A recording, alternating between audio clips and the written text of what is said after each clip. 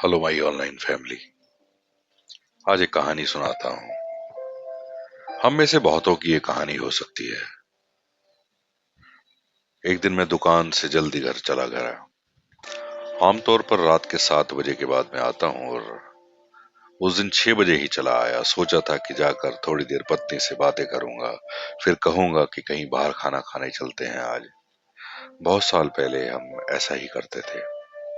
घर आया तो पत्नी टीवी देख रही थी। मुझे लगा कि जब तक वो सारे सीरियल देख नहीं लेती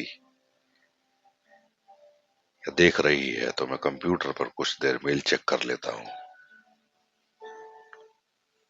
मैं मेल चेक करने लगा। कुछ देर बाद पत्नी चाय लेकर आई। मैंने चाय पीता हुआ दुकान के काम करने लगा और मन ही मन में कह रहा था कि पत्नी के साथ बैठकर बातें करूंगा, फिर खाने बाहर जाऊंगा।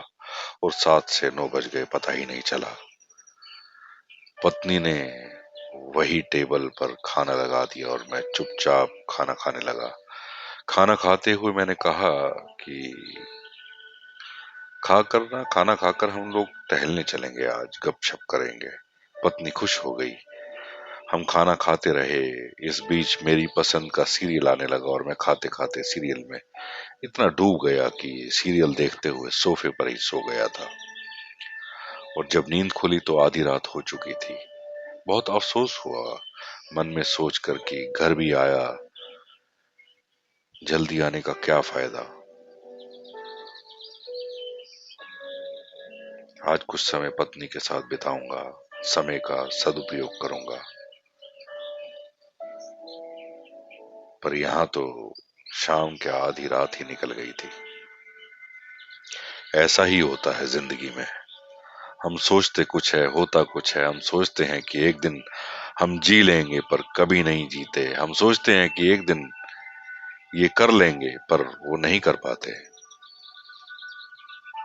आधी रात को सोफे से उठा और हाथ मुंह धोकर जब बिस्तर पर गया तो पत्नी सारा दिन के काम से थकी हुई सो गई थी। मैं चुपचाप बेडरूम में कुर्सी पर जाकर बैठ गया और सोच रहा था कि 25 साल पहले इस लड़की से मैं पहली बार मिला था। पीले रंग का सूट इसने पहन रखा था जब वो मुझसे मिली थी। मैंने इससे शादी की थी। मैंने वादा किया था कि सुख में दुख में जिंदगी के हर मोड़ पर तुम्हारा साथ दूंगा। पर ये कैसा साथ। मैं सुबह जागता हूँ और काम पर व्यस्त हो जाता हूँ। वो सुबह जागती है और मेरे लिए चाय बनाती है। चाय पीकर मैं कंप्यूटर पर सारे संसार से जुड़ जाता हूँ और नाश्ते की तैयारी करती है। फिर हम दोनों दुकान के काम में लग जाते हैं। दुकान के लिए तैयार होता हूँ, वो साथ ही मेरे लंच का इंतजाम करती है। फिर हम दोनों भविष्य के काम में लग जाते हैं। मैं एक बार दुकान चला गया तो इसी बात में मैं अपनी शान समझता हूँ। मेरे बिना मेरे दुकान का काम नहीं चलता। वो अपना काम करके डिनर की तैयारी करती है। देर रात जब मैं घर आता हूँ तो खाने खाते हुए निढाल सा हो जाता हूँ। पूरा दिन खर्च हो जाता है जीने की तैयारी में। वो पंजाबी सूट वाली लड़की मुझसे कभी शिकायत ही नहीं करती। क्यों नहीं कहती, क्यों नहीं करती, मैं नहीं जानता। पर वो मुझे कहती नहीं। पर मुझे खुद से ही शिकायत है कि आदमी जिससे सबसे ज्यादा प्यार करता है सबसे कम उसी की परवाह करता है। क्यों।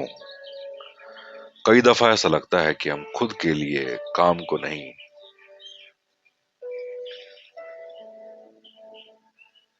नहीं करते।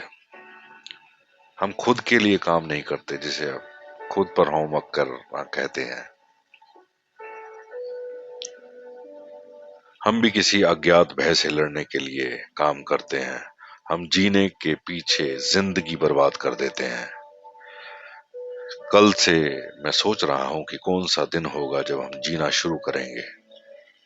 क्या हम गाड़ी, टीवी, फोन, कंप्यूटर, कपड़े खरीदने के लिए जी रहे हैं। मैं तो सोच ही रहा हूं कि आप भी सोचिए कि जिंदगी बहुत छोटी होती है। उसे क्यों जाया किया जाए मत कीजिए। अपने प्यार को पहचानिए, उसके साथ अपना समय बिताइए। जो अपने माँ बाप भाई बहन सगे संबंधी सबको छोड़कर आपसे रिश्ता जोड़कर सुख दुख में शामिल होने का वादा किया, उससे पूछिए तो सही, कहीं उसको कोई सुख है कोई दुख है। एक दिन अफसोस करने से बेहतर है कि सच को आज समझ लेना कि जिंदगी मुट्ठी में रेत की तरह होती है, कब वो मुट्ठी से निकल जाती है पता ही नहीं चलेगा। अच्छा सोच कर देखें, जैसे मेरी उम्र 43 साल है, आपकी भी कुछ उम्र होगी। सोच कर देखें, ये जो इतने साल जिंदगी के बीत चले, पता चला और आगे ना जाने कितना थोड़ा सा समय हमारे पास है, उसको भी हम व्यर्थ गवा रहे हैं बिना प्यार के,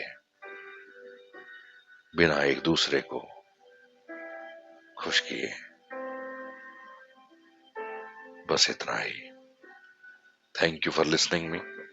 मैं प्रदीप नासा, फरीदाबाद से, राजमहल प्रॉपर्टीज से। फिर मिलते हैं किसी और नई कहानी में। तब तक के लिए मैं आपके भीतर बैठे परमपिता परमेश्वर को नमन करता हूं। मेरा नमन स्वीकार करें। Thank you, love you all my online family. Thank you for